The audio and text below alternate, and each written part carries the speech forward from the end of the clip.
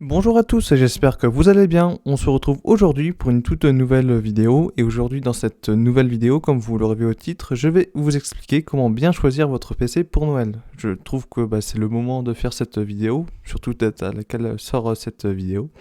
Donc je vais surtout vous conseiller au niveau des composants que vous devez avoir, que vous devez avoir dans votre PC, les composants que je vous recommande. Donc on va dire c'est une vidéo de guide pour vous aider à bien choisir votre PC. Alors premièrement, pour moi la première chose à laquelle il faut s'intéresser quand on choisit un nouveau PC, c'est le processeur. Alors il y a deux grands constructeurs de processeurs, il y a Intel et il y a AMD.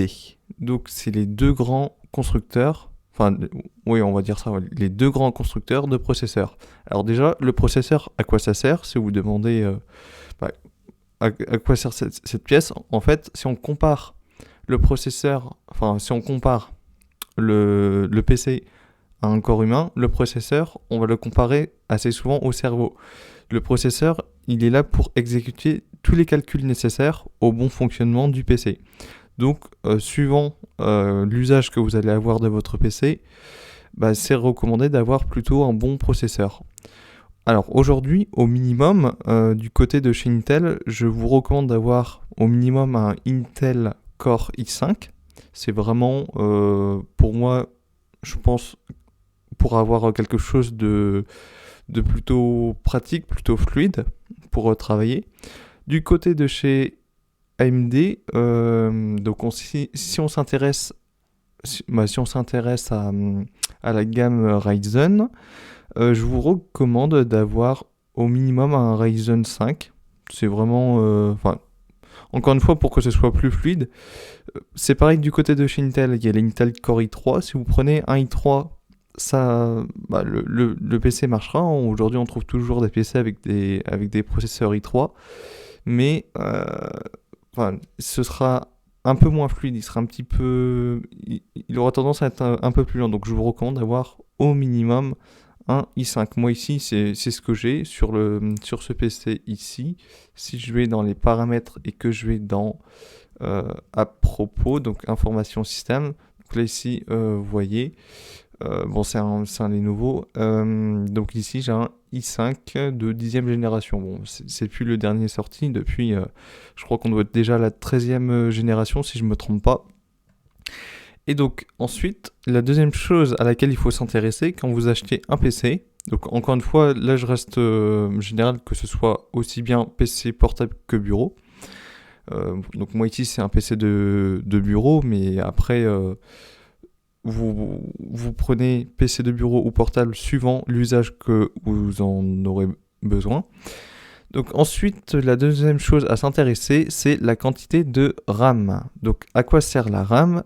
C'est une mémoire qui permet de charger les programmes, parce que les programmes sont stockés sur votre disque dur, mais quand vous cliquez pour lancer un programme, le programme se charge dans la mémoire vive. Donc c'est une mémoire temporaire sur laquelle on travaille. Et quand on enregistre, ça vient s'enregistrer sur le disque dur. Donc aujourd'hui, c'est vrai que y a pas mal de programmes qui demandent de plus en plus de RAM, qui demandent pas mal de RAM. Donc je vous recommande vraiment au minimum, on va dire 4 Go de RAM. Mais pour que ce soit plus confortable, pour avoir plus de confort pour travailler, je vous recommande au minimum 8 Go de RAM. Et encore, là, la configuration que je vous donne, c'est une configuration pour un usage de bureau. Mais après, si vous avez une utilisation plus poussée, vous aurez besoin de plus de puissance, plus de performance. Et ensuite, une fois qu'on s'est intéressé au processeur et qu'on s'est intéressé à la RAM, il faut penser au stockage, bien sûr.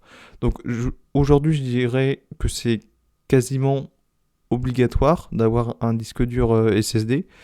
Faire tourner Windows 10, voire même Windows 11 sur un disque dur mécanique, c'est très lent, même si vous avez un bon processeur et que vous avez de la RAM. Si votre système est installé sur un sur un périphérique de stockage qui est lent, malheureusement vous ne pourrez pas profiter pleinement des performances de votre PC. Donc je vous recommande d'avoir au minimum un disque dur SSD d'environ, on va dire, 250 Go, c'est vraiment le minimum pour avoir ce qu'il faut pour travailler.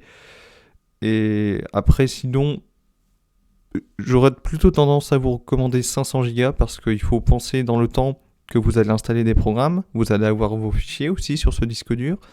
Il faut aussi penser aux mises à jour futures de Windows qui vont prendre plus de stockage.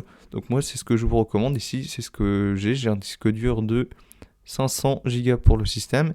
Et là, ici, j'ai un data. En fait, ce que j'ai fait, c'est que ici, j'ai uniquement Windows, les programmes et mes machines virtuelles qui sont sur ce disque C. Donc là, ici, j'ai 167 Go d'utilisés. Et ensuite, j'ai rajouté un disque dur pour tout ce qui est données. Donc en fait, juste pour la data. Mais pour la data, je vous conseille d'avoir un disque dur mécanique. Donc c'est un disque dur à plateau avec un disque qui tourne à l'intérieur et une tête de lecture qui vient lire les informations. Donc je vous recommande d'avoir un disque dur à plateau pour stocker les données. Pourquoi ? Parce que en cas de panne du disque dur, si c'est un disque dur SSD, malheureusement, un disque dur SSD, quand ça tombe en panne, malheureusement, c'est fini, on ne peut plus rien faire. Mais par contre, un disque dur mécanique, il est possible de mettre alors je crois que c'est des fragments, mais c'est possible de récupérer des données, pas tout, mais on peut quand même récupérer une bonne partie des données qui seraient malheureusement irrécupérables sur un SSD. Mais par contre, si c'est pour un PC portable, c'est vrai qu'aujourd'hui un PC portable, on l'emmène partout avec nous. Là, j'aurais plutôt tendance à recommander uniquement du SSD parce que un disque dur à plateau c'est mécanique et vu comme on emmène partout le PC, c'est vrai que le disque dur il peut s'abîmer, il peut même rendre l'âme de façon assez précoce. Donc j'ai vraiment tendance à recommander que du SSD pour les PC portables et pour les PC de bureau. Un disque dur SSD pour Windows, donc dessus vous installez Windows, vos programmes, éventuellement les fichiers les plus lourds que vous avez besoin. Moi par exemple j'ai mis mes machines virtuelles sur mon disque C. Et ensuite un disque D pour stocker toutes les données. Donc là, c'est vraiment ce que je vous recommande.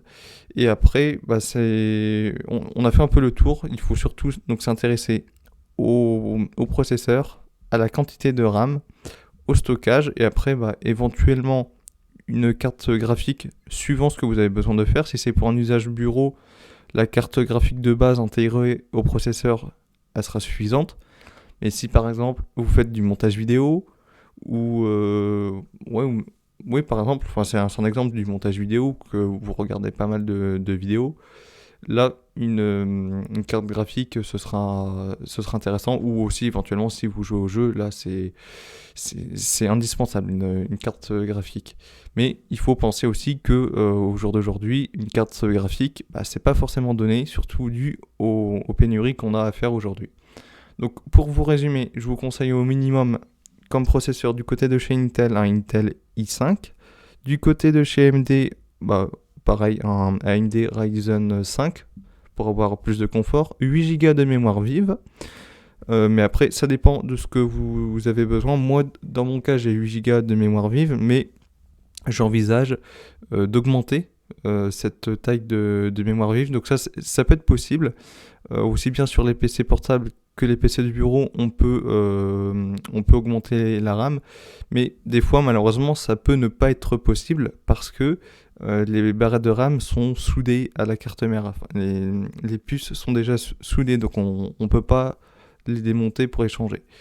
Donc moi dans mon cas, je sais que je peux changer mes barrettes, donc moi j'envisagerais éventuellement de monter à 16 Go de mémoire vive pour la simple et bonne raison que j'utilise des machines virtuelles et ça prend pas mal de mémoire vive, donc ça me donnera un petit peu plus de confort au niveau de l'utilisation. Mais voilà, ça dépend de l'usage que vous aurez, donc il faut voir quelle est la configuration minimum requise de vos logiciels. il faut regarder à tout ça. Mais bon, pour un usage de bureau, la configuration que je vous ai donnée sera largement suffisante. Mais encore une fois, je vous le répète encore une fois, ça dépend de l'usage que vous en aurez besoin. Et donc après, concernant le choix entre PC de bureau et PC portable, bah, si vous ne prenez jamais votre PC avec vous, vous pouvez prendre un PC de bureau. Si vous avez besoin de le prendre partout avec vous, vous pouvez prendre un PC portable.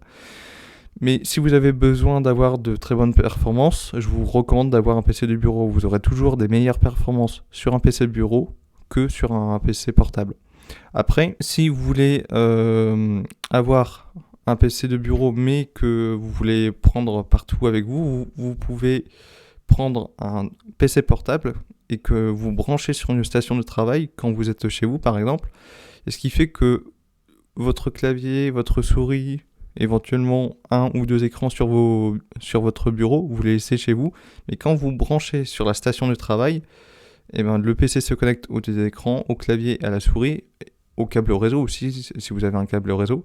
Et ça vous permet de travailler avec une station de travail comme si vous travailliez sur un PC de bureau, mais sur votre PC portable. Et comme ça, vous débranchez le PC de votre station de travail et vous pouvez le prendre avec vous si vous avez besoin de le prendre avec vous. Ou aussi, sinon, si vous voulez avoir un PC qui ne consomme pas trop d'électricité, ça il faut y penser aussi aujourd'hui, vous pouvez prendre un mini PC, donc je pense que vous en avez déjà vu, mini PC de bureau, mini PC de bureau, je pense que vous avez déjà dû en voir, donc vous voyez c'est des petits PC un peu comme un peu comme celui-ci, un Dell. Et ils sont très peu consommateurs en électricité parce que c'est une alimentation de PC portable qui permet de les alimenter. Donc ça peut vous permettre de faire des économies de courant également. Donc voilà, c'est tout pour cette vidéo. C'est déjà une vidéo assez longue. J'espère qu'elle vous aura plu, j'espère qu'elle vous aura aidé. N'hésitez pas à vous abonner à la chaîne. Vous êtes de plus en plus nombreux à le faire chaque jour. Donc surtout, n'hésitez pas à vous abonner. N'hésitez pas à laisser un pouce bleu en dessous de cette vidéo si cette vidéo vous a plu. N'hésitez pas également à partager cette vidéo autour de vous si elle peut aider d'autres personnes. N'hésitez pas également à partager les autres vidéos qui sont disponibles sur la chaîne. Elles sont là pour ça, elles sont là pour aider. Et aussi, surtout, n'hésitez pas à laisser des commentaires si vous avez des questions, des idées de vidéos ou même des conseils à me donner. Ça me fait toujours plaisir d'avoir des commentaires. En général, j'essaye de répondre assez rapidement aux commentaires. Bon là, j'ai un petit peu de retard en ce moment, mais je vais essayer de rattraper mon retard. Mais en général, j'essaye de répondre aux commentaires assez rapidement. Donc sur ce, je vous souhaite une bonne journée et on se retrouve prochainement pour de prochaines vidéos.